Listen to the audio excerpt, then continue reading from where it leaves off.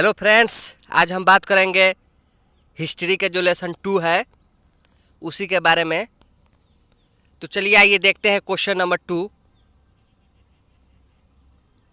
वेदांग की संख्या क्या है? Option A 5, B 4, C 6, D 7। देखिए जो वेदांग की संख्या है वो है 6। आंसर हो जाएगा सी। वेदांग की संख्या 6 है। अब आते हैं सेकेंड नंबर क्वेश्चन पे। इंडिका किसकी रचना है? Option A Chanakya, B Megasthenes, C Harshvardhan, D Kalidas. देखिए जो इंडिका है वो मेगास्थनीज की रचना है। ऑप्शन हो जाएगा बी। बहुत ही अच्छा क्वेश्चन है, बार बार पूछा जाने वाला क्वेश्चन है। अब आते हैं क्वेश्चन नंबर 3। किस गुप्त शासक को लिच्छवी दोहित्र कहा जाता है? Option A Samudragupta, B Chandragupta, C Kumaragupta, D Skandagupta. तो समुद्रगुप्त को लिच्छवी दोहित्र भी कहा जाता है। आंसर हो जाएगा ए समुद्रगुप्त। अब आते हैं अगला क्वेश्चन, क्वेश्चन नंबर 4। गुप्त काल में हस्ती सेना के प्रधान को क्या कहते थे? ऑप्शन ए महासंधि विग्रहिक, बी महाश्वपति, सी महापीलुप्ति, डी महाबलाधिकृत। देखिए गुप्त काल में जो हस्ती सेना का प्रधान होता था उसे महापीलुप्ति कहा जाता है। आंसर हो जाएगा सी। अब आते हैं अगला क्वेश्चन, क्वेश्चन नंबर 5। निम्न में से महिला संत थी? Option A Meera, B Andal, C Karaikal, D इनमें से सभी। देखिए जो ये बार बार पूछा जाने वाला क्वेश्चन है, गेस का क्वेश्चन है। आंसर हो जाएगा डी इनमें से सभी। मीरा, अंडाल और कराइकल जो महिला संत थी। अब आते हैं अगला क्वेश्चन, क्वेश्चन नंबर 6। धर्म की शुरुआत किसने की थी? Option A Chandragupta Maurya, B Chandragupta Vikramaditya, C Ashoka, D Kanishka. देखिए जो धर्म की शुरुआत है वो अशोक ने की थी। आंसर हो जाएगा सी अशोक। अब आते हैं ऑप्शन क्वेश्चन नंबर 7। समुद्रगुप्त की तुलना किस यूरोपीय शासक से की जाती है? Option A Hitler, B Napoleon, C Bismarck, D Mussolini. देखिए जो समुद्रगुप्त है उसकी तुलना नेपोलियन से की जाती है। आंसर हो जाएगा बी। अब आते हैं अगला क्वेश्चन, क्वेश्चन नंबर 8 है। मौर्य वंश का संस्थापक कौन था? Option A Chandragupta, B Bindusara, C Ashoka, D Kunal. देखिए जो मौर्य वंश का संस्थापक है वो चंद्रगुप्त थे। आंसर हो जाएगा ए चंद्रगुप्त मौर्य। अब आते हैं क्वेश्चन नंबर 9। चंद्रगुप्त की मृत्यु कहाँ हुई थी? Option A Pataliputra, B Taxila, C Shravanabelagola, D Ujjaini. देखिए चंद्रगुप्त मौर्य है उनकी मृत्यु श्रवणबेलगोला में हुई थी। आंसर हो जाएगा सी श्रवणबेलगोला। अब आते हैं अगला question, question number 10। Chandragupta Maurya किस धर्म को मानने वाला था? ऑप्शन ए बौद्ध, बी जैन, सी शैव, डी वैष्णव। देखिए जो चंद्रगुप्त मौर्य है वो जैन धर्म को मानने वाले थे। जैन धर्म के संस्थापक महावीर थे। अब आते हैं अगला क्वेश्चन, क्वेश्चन नंबर 11 है। मौर्य वंश का अंतिम राजा कौन था? Option A Ashok, B Kunal, C Samprati, D विद्रथ। देखिए जो मौर्य वंश का अंतिम राजा था वो विद्रथ था। आंसर हो जाएगा डी बृहद्रथ। अब आते हैं अगला क्वेश्चन। मौर्यकालीन टकसाल का प्रधान कौन था? ऑप्शन ए कोषाध्यक्ष, बी मुद्राध्यक्ष, सी पन्नाध्यक्ष, डी लव्याध्यक्ष।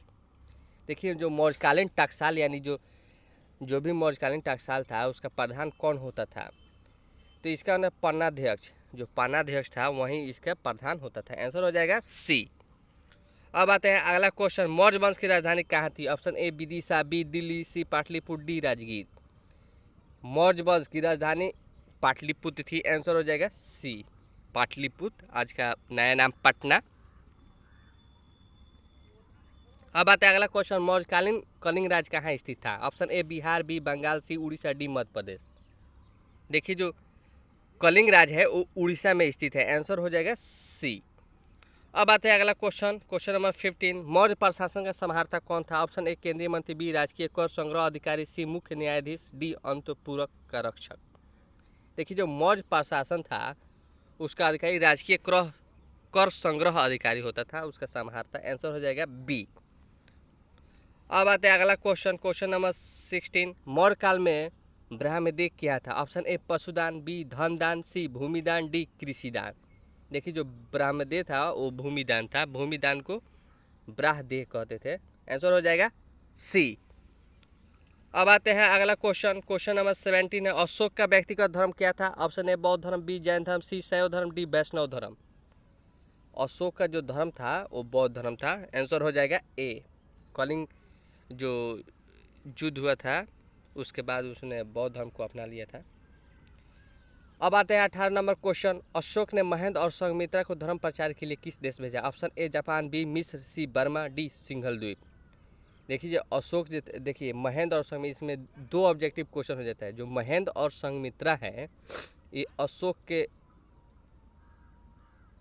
बेटा और बेटी थे, और अशोक ने अपने बेटा और बेटी को धर्म प्रचार करने के लिए जो उन्होंने बौद्ध धर्म अपनाया हुआ था उसको किस देश में भेजा था? तो देखिए सिंघल द्वीप जो था वहीं पे भेजा हुआ था। आंसर हो जाएगा डी सिंघल द्वीप। अब आते हैं अगला क्वेश्चन, क्वेश्चन नंबर 9। अशोक किस वंश का शासक था? ऑप्शन ए नंद वंश, बी मौर्य वंश, सी गुप्त वंश, डी चोल वंश। देखिए जो अशोक था वो मौर्य वंश का शासक था। आंसर हो जाएगा बी मौर्य वंश। अब आते हैं अगला क्वेश्चन, क्वेश्चन नंबर 20। अशोक कौन से बौद्ध भिक्षु के प्रभाव में आकर बौद्ध धर्म का समर्थक बन गया था? Option A Upagupta, B Upali, C Radhagupta, D Nagasena. देखिए जो अशोक के बौद्ध धर्म का जो अपनाने का कारण था वो उपगुप्त है। इन्हीं के समर्थन में आकर वो बौद्ध धर्म का अपना लिए थे। आंसर हो जाएगा ए उपगुप्त। अब आते हैं अगला क्वेश्चन, क्वेश्चन नंबर 25 है। जैनियों के 24वें तीर्थंकर कौन थे? Option A Rishabhdev, B Parshvanath, C Bhadrabahu, D Mahavir. देखिए जो जैनियों के 24वें तीर्थंकर वो है महावीर। आंसर हो जाएगा डी महावीर। बहुत ही अच्छा क्वेश्चन है, कई बार पूछा हुआ क्वेश्चन है। अब आते हैं क्वेश्चन नंबर 22। किसने लिखा वास्तविक सुकर्म वह है जिससे प्रजा सुखी तथा प्रसन्न है? यानी वास्तविक सुख वही है जिससे प्रजा तथा जितने भी लोग हैं वो सुखी तथा प्रसन्न रह सके। Option A Megasthenes, B Chandragupta, C Bindusara, D Kautilya.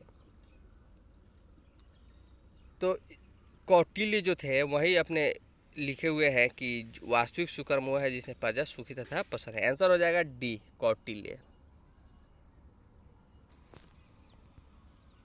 अब आते हैं नेक्स्ट क्वेश्चन, क्वेश्चन नंबर 23 है।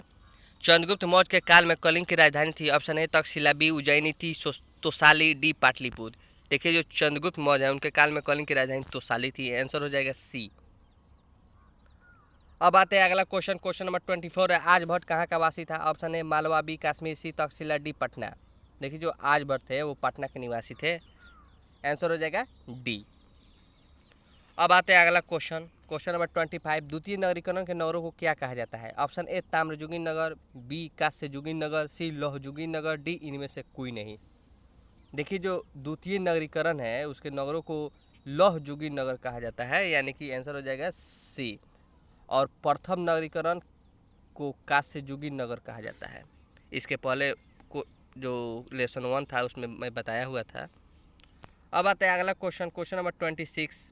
भारत का प्राचीनतम ज्ञात अभिलेख कौन सा है? ऑप्शन ए सारनाथ का अभिलेख, बी गिरनाथ का अभिलेख, सी बेगजाकोई का अभिलेख, डी मथुरा का अभिलेख। देखिए जो भारत का प्राचीनतम अभिलेख है वो है बेगजाकोई का अभिलेख। आंसर हो जाएगा सी। अब आते हैं अगला क्वेश्चन, क्वेश्चन नंबर 27 है। मेगास्थनीज किस यूनानी शासक के राजदूत के रूप में पाटलिपुत्र आया था? Option A Sikandar, B Philip, C Seleucus, D Demetrius. देखिए जो मेगास्थनीज था वो सेल्यूकस जो राजा थे उन्हीं के राजदूत के रूप में पाटलिपुत्र आया हुआ था। आंसर हो जाएगा सी। अब आते हैं अगला क्वेश्चन, क्वेश्चन नंबर 28 है। कलिंग युद्ध का वर्णन किस अभिलेख में किया गया है? ऑप्शन ए 10वें शिलालेख, बी 11वें शिलालेख, बी सी 12वें शिलालेख, डी 13वें शिलालेख। देखिए जो कलिंग युद्ध का वर्णन है वो 13वें शिलालेख में किया गया है। आंसर हो जाएगा डी। जो 13वां शिलालेख का अभिलेख है उसी में किया गया है। अब आते हैं क्वेश्चन नंबर 29। चीनी यात्री फहियान किस शासक के काल में भारत आया था? Option A Chandragupta Maurya, B Vikramaditya, C Ashoka, D Kanishka. देखिए जो चीनी यात्री फहियान था वो विक्रमादित्य जो राजा थे उन्हीं के शासनकाल में भारत आया हुआ था। आंसर हो जाएगा बी विक्रमादित्य। बहुत ही अच्छा क्वेश्चन है, कई बार पूछा हुआ क्वेश्चन है। अब आते हैं क्वेश्चन नंबर 30। मेगास्थनीज किस भारतीय शासक के दरबार में आया था? Option A Ashok, B Bindusara, C Chandragupta Maurya, D Skandagupta. देखिए जो मेगास्थनीज था वो चंद्रगुप्त मौर्य के दरबार में आया हुआ था। आंसर हो जाएगा सी चंद्रगुप्त मौर्य। अब आते हैं क्वेश्चन नंबर 31। किस अभिलेख में सती प्रथा का उल्लेख मिलता है? ऑप्शन ए प्रयाग अभिलेख, सी एरन अभिलेख, सी मेहरौली अभिलेख, डी मथुरा अभिलेख। देखिए जो एरन अभिलेख है उसी में सती प्रथा का उल्लेख मिलता है। आंसर हो जाएगा बी एरन अभिलेख। अब आते हैं अगला क्वेश्चन, क्वेश्चन नंबर 32 है। बाणभट्ट की रचना कादम्बरी में किस शासनकाल का वर्णन है? Option A Chandragupta Maurya, B Ashoka, C Chandragupta Vikramaditya, D Harshvardhan. देखिए कादम्बरी में हर्षवर्धन जो राजा थे उन्हीं के बारे में वर्णन है। आंसर हो जाएगा डी। और इस क्वेश्चन में ही एक आंसर हो जा रहा है, एक और ऑब्जेक्टिव हो जा रहा है। बाणभट्ट की रचना कादम्बरी, यानी कादम्बरी के लेखक कौन थे? बाणभट्ट थे। एक और क्वेश्चन, कादम्बरी के लेखक कौन थे? बाणभट्ट थे।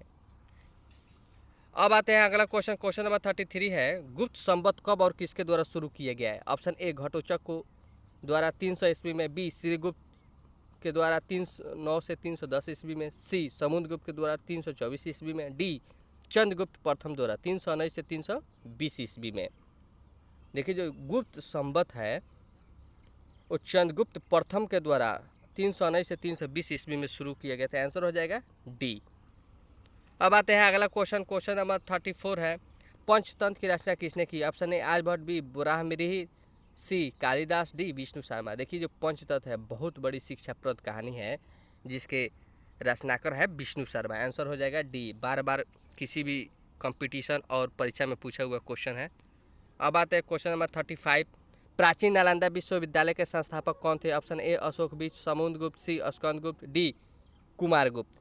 देखिए जो नालंदा विश्वविद्यालय है उसके संस्थापक कुमारगुप्त है। आंसर हो जाएगा डी। अब आते हैं अगला क्वेश्चन। भारतीय इतिहास का कौन सा काल स्वर्ण काल कहलाता है? ऑप्शन ए मौर्य काल, बी गुप्त काल, सी मुगल काल, डी अंग्रेजों का काल।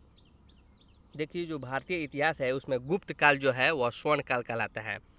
और गुप्त काल को स्वर्ण काल किस लिए कहा जाता है? देखिए जो गुप्त काल है उस समय जो भी राजा थे उन्होंने बहुत ही अच्छा काम किया था। जितने भी समाज के कल्याण के लिए काम था सारे काम किया गया था, इसलिए उस काल को गुप्त काल कहा जाता है और गुप्त काल को स्वर्ण काल भी कहा जाता है। आंसर हो जाएगा बी। अब आते हैं अगला क्वेश्चन, क्वेश्चन नंबर 37 है। अर्थशास्त्र में कितने प्रकार के विवाहों का उल्लेख है? यानी अर्थशास्त्र में जो कितने प्रकार के विवाह का उल्लेख किया गया है? Option A 2, B 4, C 8, D 10। देखिए जो हमारे अर्थशास्त्र है उसमें 8 प्रकार के विवाह का उल्लेख मिलता है। आंसर हो जाएगा सी। अब आते हैं अगला क्वेश्चन, क्वेश्चन नंबर 38 है। अर्थशास्त्र की रचना कब हुई थी? ऑप्शन ए 6ठी शताब्दी ईसा पूर्व में, बी 5वीं शताब्दी ईसा पूर्व में, सी 4थी शताब्दी ईसा पूर्व में, डी 3री शताब्दी ईसा पूर्व में। तो देखिए इसका आंसर हो जाएगा 3री शताब्दी ईसा पूर्व में अर्थशास्त्र की रचना हुई थी। आंसर हो जाएगा डी। अब आते हैं अगला क्वेश्चन, क्वेश्चन नंबर 39 है। नालंदा विश्वविद्यालय के छात्र हैं, यानी कि जो नीचे दिया गया है इसमें से कौन ऐसे व्यक्ति थे जो नालंदा विश्वविद्यालय में पढ़ाई किए हुए थे? Option A Fahien, B Hiuen Tsang, C Harsh, D Kumargupta. देखिए जो ह्वेनसांग थे, ह्वेनसांग एक चीनी यात्री थे, वे नालंदा विश्वविद्यालय के छात्र हैं। वो चीन से आकर नालंदा विश्वविद्यालय में हमारे बिहार में पढ़ाई किए हुए थे। आंसर हो जाएगा बी। ये सब बहुत ही अच्छा क्वेश्चन है। अब आते हैं क्वेश्चन नंबर 40। किस गुप्त शासक को उसके सिक्कों पर बीड़ा बजाते हुए दिखाया गया है? ऑप्शन ए चंद्रगुप्त प्रथम, बी चंद्रगुप्त द्वितीय, सी समुद्रगुप्त, डी स्कंदगुप्त। देखिए जो बीड़ा बजाते हुए सिक्का पर दर्शाया गया है वो है समुद्रगुप्त। आंसर हो जाएगा सी समुद्रगुप्त। अब आते हैं क्वेश्चन नंबर 41। उत्तरी पश्चिमी भारत से प्राप्त अशोक के अभिलेखों में लिपि का प्रयोग किया गया है, यानी इसमें से किस लिपि का प्रयोग उसमें किया गया है? ऑप्शन ए खरोष्टी लिपि, बी अरामाइक लिपि, सी ब्राह्मी लिपि, डी इनमें से कोई नहीं। देखिए जो खरोष्टी लिपि है उसी लिपि का इनके अभिलेखों में प्राप्त किया गया है। आंसर हो जाएगा ए खरोष्टी लिपि। अब आते हैं क्वेश्चन नंबर 42। अशोक के कुल कितने अभिलेख अभी तक प्राप्त हुए हैं? Option A 35, B 30, C 40, D 44। देखिए जो अशोक के अभिलेख हैं वो 44 अभी तक प्राप्त हुए हैं। आंसर हो जाएगा डी। अब आता है क्वेश्चन नंबर 43। अशोक द्वारा प्राचीन बौद्ध धर्म कहाँ प्रचलित हुआ? Option A Syria, B Britain, C Sri Lanka, D Japan. देखिए जो अशोक द्वारा प्रचारित बौद्ध धर्म है वो श्रीलंका में प्रचलित हुआ। आंसर हो जाएगा सी श्रीलंका। अब आते हैं अगला क्वेश्चन, क्वेश्चन नंबर 44 है। जीवक ने वैद्य की शिक्षा कहाँ से पाई? Option A Taxila, B Rajgiri, C Pataliputra, D Vaishali. देखिए जो जीवक थे वैद्य आयुर्वेद विज्ञान के महान ज्ञाता थे उन्होंने शिक्षा तक्षशिला विश्वविद्यालय से प्राप्त की हुई थी। आंसर हो जाएगा ए तक्षशिला। अब आते हैं क्वेश्चन नंबर 45, जीवक कहाँ का रहने वाला था? Option A Taxila, B Banaras, C Pataliputra, D Rajgiri. जो जीवक थे वो कहाँ के रहने वाले थे? यानी कि राजगिरी के रहने वाले थे। आंसर हो जाएगा डी। अब आते हैं अगला क्वेश्चन, क्वेश्चन नंबर 46, जीवक की ख्याति किस रूप में थी? ऑप्शन ए व्यापारी के रूप में, बी प्रशासनिक अधिकारी के रूप में, सी वैद्य के रूप में, डी बौद्ध भिक्षु के रूप में। देखिए जो जीवक थे वो बौद्ध वैद्य के रूप में प्रख्यात थे, आयुर्वेद विज्ञान के बहुत बड़े वैद्य थे। आंसर हो जाएगा सी। अब आते हैं अगला क्वेश्चन, क्वेश्चन नंबर 47, अंगराज आधुनिक बिहार के किस जिले में अवस्थित था? Option A Patna, B Nalanda, C Vaishali, D Bhagalpur. देखिए जो अंगराज है वो बिहार के भागलपुर में स्थित है। आंसर हो जाएगा डी। अब आते हैं अगला क्वेश्चन, क्वेश्चन नंबर 48, बिंबिसार का संबंध किस वंश से था? ऑप्शन ए नंद वंश, बी हर्यक वंश, सी शिशुनाग वंश, डी मौर्य वंश। देखिए जो बिंबिसार है उसका संबंध बी हर्यक वंश से था। आंसर हो जाएगा ऑप्शन बी। अब आता है अगला क्वेश्चन, क्वेश्चन नंबर 49, जरासंध का संबंध किस वंश से था? ऑप्शन ए हर्यक वंश, बी बृहद वंश, सी नंद वंश, डी मौर्य वंश। देखिए जो जरासंध था उसका संबंध बृहद्रथ वंश से था। आंसर हो जाएगा बी। अब आते हैं अगला क्वेश्चन, क्वेश्चन नंबर 50, तक्षशिला किस राज्य में स्थित था? ऑप्शन ए मगध, बी अंग, सी गांधार राज्य, डी मल्ल राज्य। आंसर हो जाएगा गांधार राज्य, यानी तक्षशिला गांधार राज्य में स्थित है। आंसर हो जाएगा सी। तो आज के लिए इतना ही। आपको वीडियो कैसा लगा कमेंट में ज़रूर बताइएगा। अगर अच्छा लगे तो लाइक कीजिए, शेयर कीजिए। Thank you so much.